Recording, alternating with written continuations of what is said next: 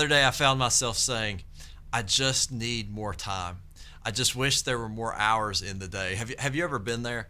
Sometimes we just wonder, how in the world can we get everything done that's supposed to get done? And we see people who seem to accomplish so much, and we wonder, like, are they living in with a different relationship to time? Or do they have 28 hours in their day? How is this all working? Well, when we feel like we just don't have enough hours in the day, there are some important things for us to do to keep us from living in this constant state of worry. We can just worry, oh, I won't have time, I won't have time, I won't have time. And if you've lived like that, you know something. When you live as if you won't have time, it's kind of a self-fulfilling prophecy in that you end up not having time to enjoy anything, because whatever you're doing at the moment, you're constantly thinking about the next thing, and you can't enjoy the moment that you're in. So I want to share with you just a few things that we can do to change our relationship to time so that we don't have to constantly worry about it. The Bible talks a lot about time. One of the very first commandments in the Ten Commandments is remember the Sabbath and keep it holy. What God's saying there is take a day off. You need a day just for worship and rejuvenation. Take a day off. That relationship to time. I heard a quote this week which fascinated me. It said, the number one fast food chain in employee satisfaction is Chick-fil-A. Guess why? Because they know when their off day will be. They know no matter what, I have an off day this week, and it's Sunday. It helps change their relationship to time. For some of us, we're not going to have a company or a school that will do that for us. We're going to have to figure out how to do that for ourselves. One of my favorite verses is Psalm 90, verse 12. It says, Lord, teach us to count our days that we might gain a wise heart.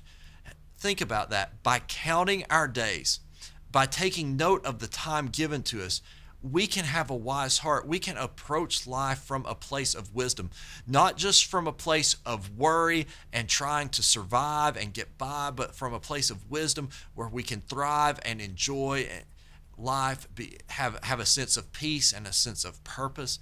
So what steps can we take? Well, I want to share with you one big step you can take. And I also want to share, I know this is our relationship to time is one of the more important factors in our life. And if you'd like to learn more about how to shift your relationship to time so that it's coming from a more healthy place and a place more in line with how you were created to live, then I really want to encourage you to check out our YouTube channel, and specifically the link we're posting here, and it goes to our messages, because this week our messages it's going to take you a lot more in depth into our relationship with time. You'll have a message from me, also a message from Pastor Larry on this exact topic. You can check those out if you'd like.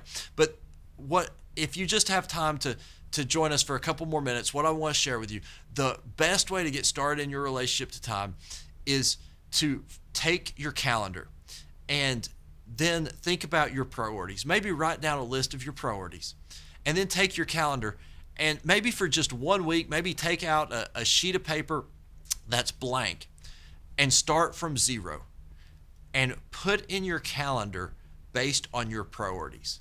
And whenever you have two things that conflict, think about your priorities, right? And what you've already listed.